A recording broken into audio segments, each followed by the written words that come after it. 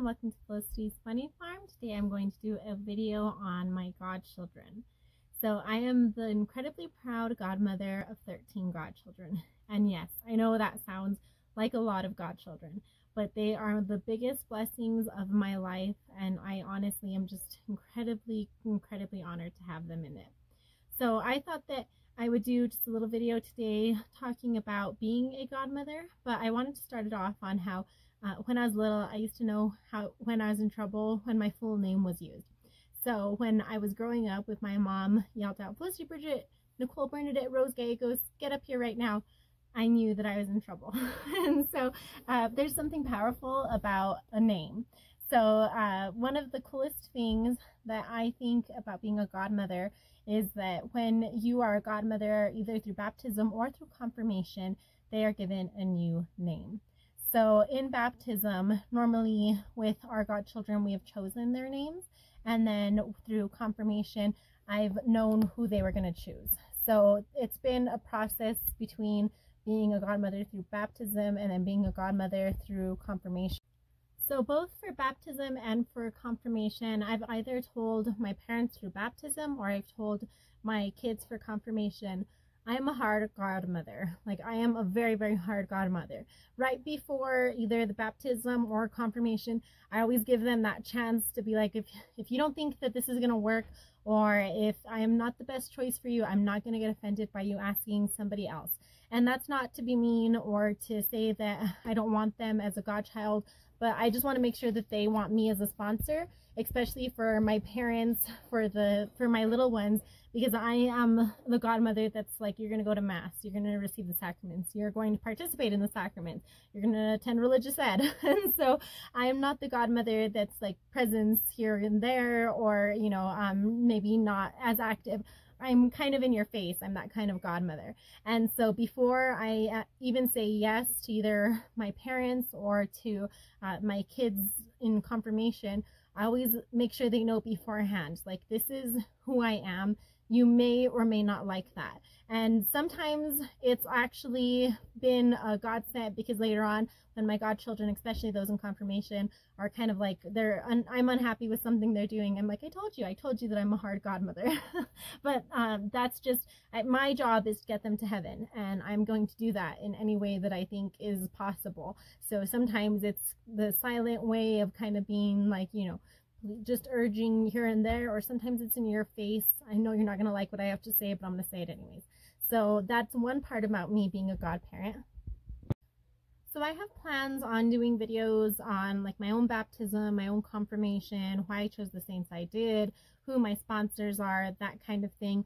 But when it comes time for my godchildren and their baptisms, they've all been a little bit different, as well as choosing their names. Some of them we've kind of known right away, this is the name that we're thinking about. Others, it's come later on, like we've actually had to put a lot of prayer into it. So it really just depends. A lot of times it involves saints and that we know are going to be really strong role models for these individuals. So it's been a lot of different ways that we've come up with our names for, or the saint names for our godchildren in baptism. For confirmation, my kiddos have always chosen their own names.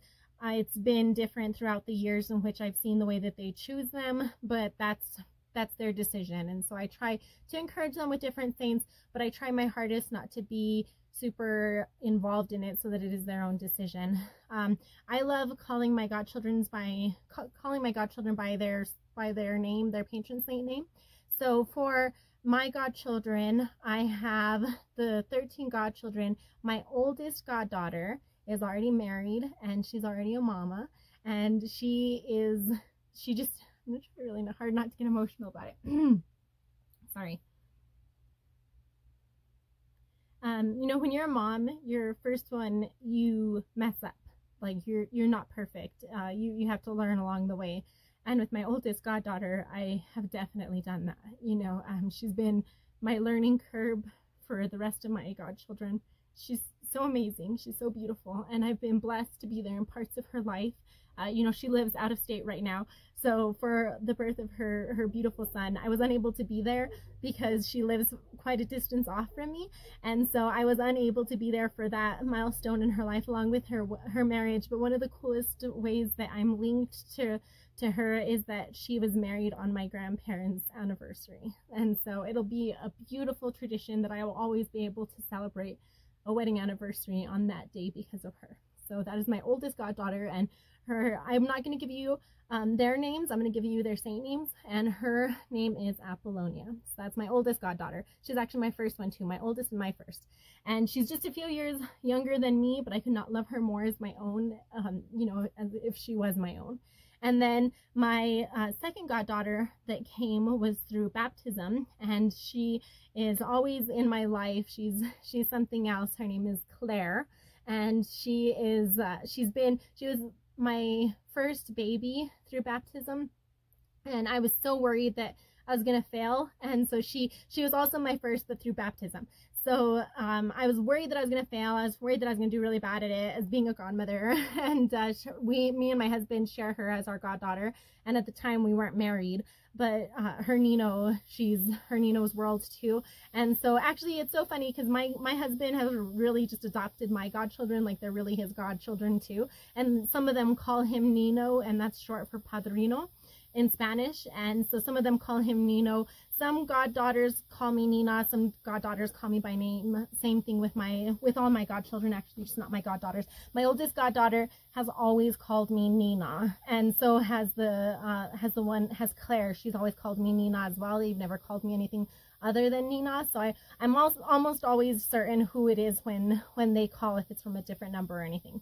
My second godchild was from confirmation, and that was a blessing as well. I was super surprised she picked me because I really did not think, and I was like, poor thing, I really drilled her. I was like, are you sure? Are you really sure? And her saint is Saint Philomena, and she is my prayer warrior. Let me tell you something about this girl. This girl is my prayer warrior. I honestly think that her graces through prayer have consistently changed my life. I don't know what I'd do without her. And then you have my other one who's through baptism, and her name is Maria Goretti. And she is so similar to me. I have two Maria Gorettis, and they are the most like me, like no lie. They are the closest to who I am as an individual, even my characteristics, even who I am. They are also two little cousins, and so I think that's probably why they're so similar to me. But out of my godchildren, they're the ones that tend to have the most similarities to who I am, and so it's a blessing. Also, I have a huge devotion to Saint Maria Goretti, so I chose the name Saint Maria Goretti for this one, and then my older one, who I'll talk about in a little bit, she chose it herself. So that was my second one through baptism, and then my third one is through confirmation, and he's my little cousin. And to be really honest, this one shocked me a little bit. I did not think he would choose me to be his sponsor, mostly because he knows how hard I am. Like, I'm a hard older cousin as well. I'm just a hard person. So I did not think he would choose me, because I thought there's going to be moments where him and I are going to, you know, go at it. And I thought, oh man, I don't know if he's ready for this. He is an amazing individual though. He too is one of my strongest prayer warriors, and you know, he served at my wedding, and he's always been a part of my life. I am incredibly lucky that I've been able to be a part of his life for so long as well. Sorry.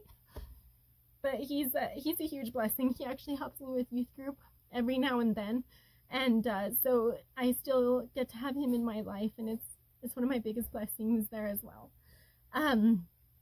Then I'm sorry, I skipped a godson. My oldest godson actually came to me through baptism, and he's my third godchild, or the third time I was a sponsor. I skipped him. I only have 4 boys. And so my oldest godson, my husband and I share as well, and he came in as a convert. So he was going to youth group at the time, and I wasn't sure if he was going to choose Catholicism. At the time, there's another religion that he could have chosen, and I thought that was going to be what he chose. So I was uncertain if he was going to choose to be baptized Catholic. When he said he wanted to be baptized Catholic, we were overjoyed. We were so excited. And he actually asked us to be his sponsors. And I was really intimidated, because I thought, I don't know if I can give him the faith the way he really truly deserves it, because converts are like sponges. They just soak it all up. So I was like, I don't know if we can do this, you know, and he is incredible. He has the best singing voice. I actually got the privilege to travel with him to Israel. At the time, he is not baptized, and so we always joke that we're going to throw him into the Jordan River, because there is the risk of death if you go over to the Jordan side. And so we always said that we were gonna have him be baptized there instead. It was a missed opportunity. We really should have had him baptized in Jordan. He was always coming up with 3:16, like he'd look at the clock and 3:16 would always be what he saw. His birthday is actually on 3:16, but it's also his favorite Bible verse, which is John 3:16. For God so loved the world that he gave his only son.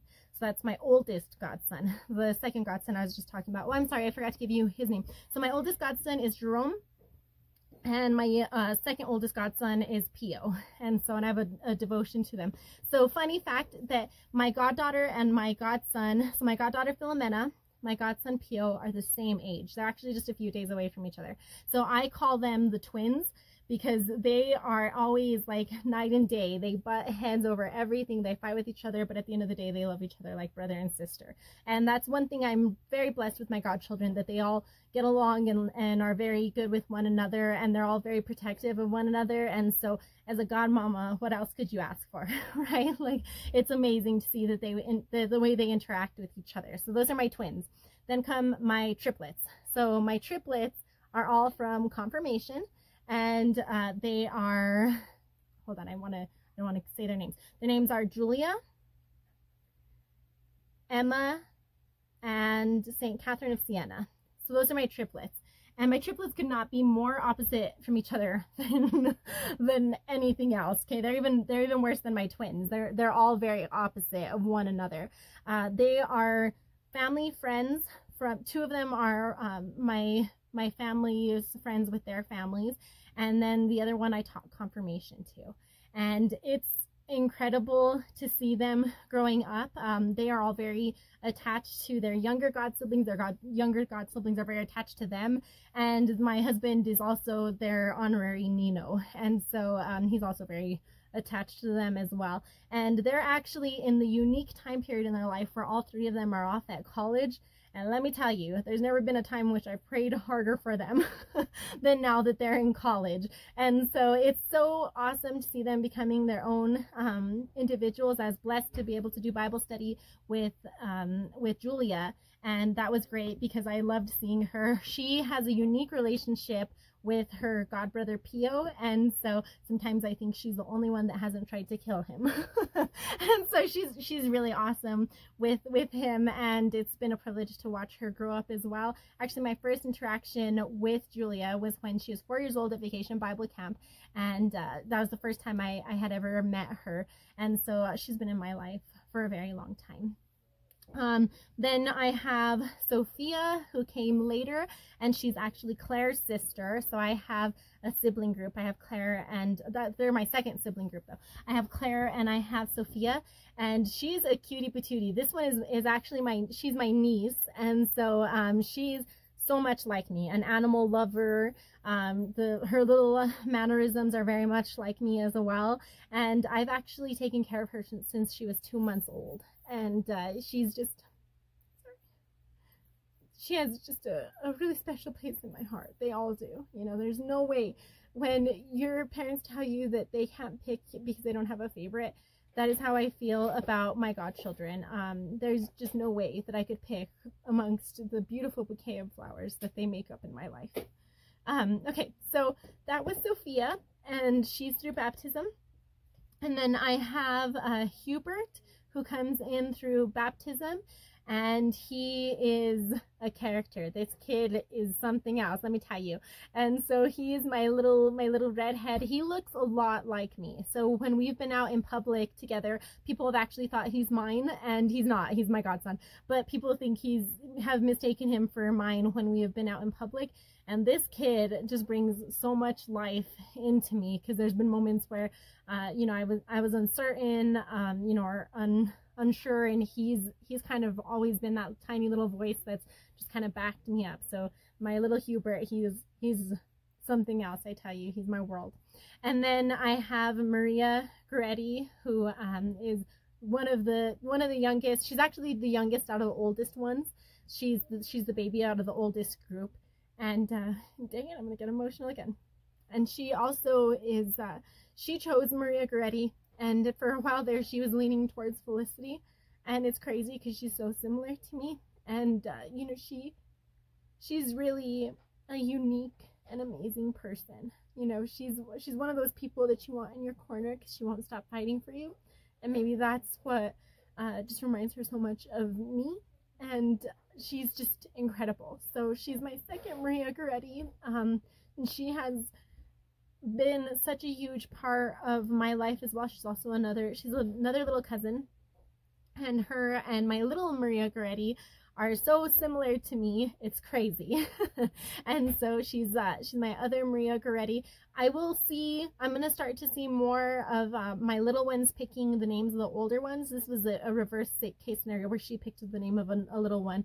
But my youngest one, Sophia, not my youngest one, my youngest girl, Sophia, she wants to pick Philomena, which is one of my oldest goddaughters. That's her name. And so I'm gonna start seeing that kind of connection between them. Now, my last one, who is my most recent, is Joseph, and he's the baby of the group, and he is God sent. He came in a time in which I had just lost my daughter, and I did not know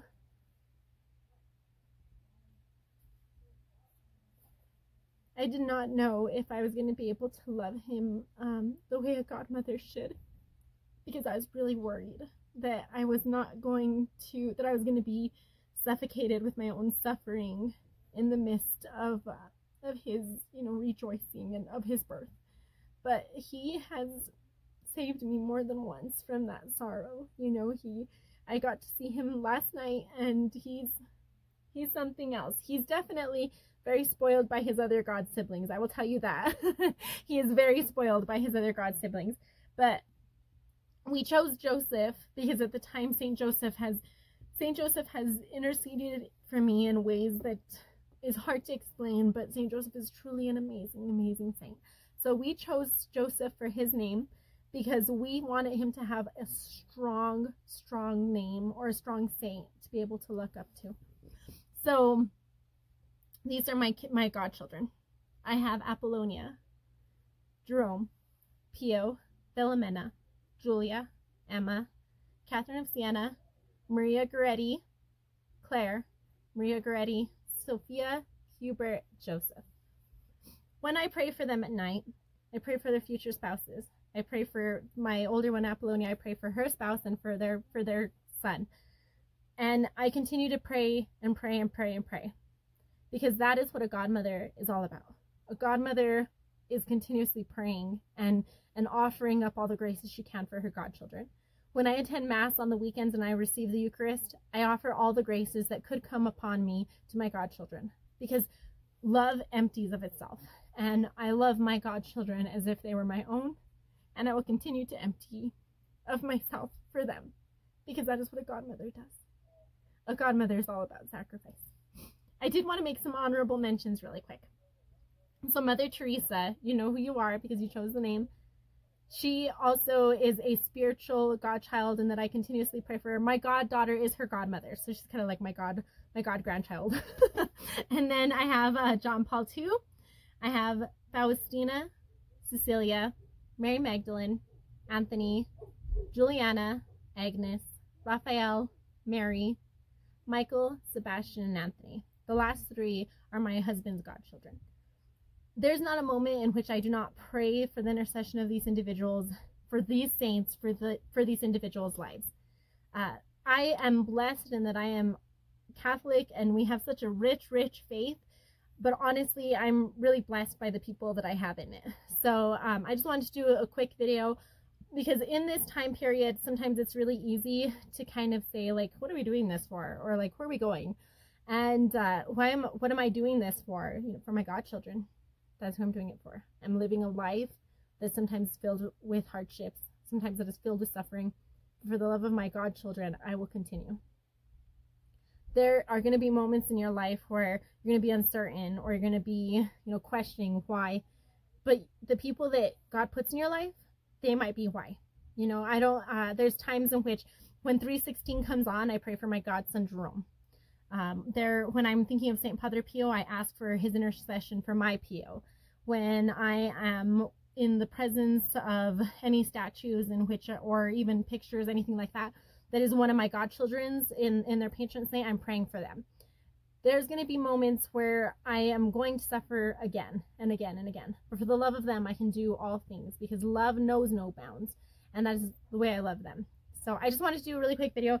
I hope to go a little bit in depth of who these individuals are and you know, what they represent. But I just wanted to do a really quick one, because in this world of uncertainty and kind of unknowing what's going to happen next, you forget that your life is filled with blessings, and these 13 blessings are my life, and so I'm incredibly thankful for them.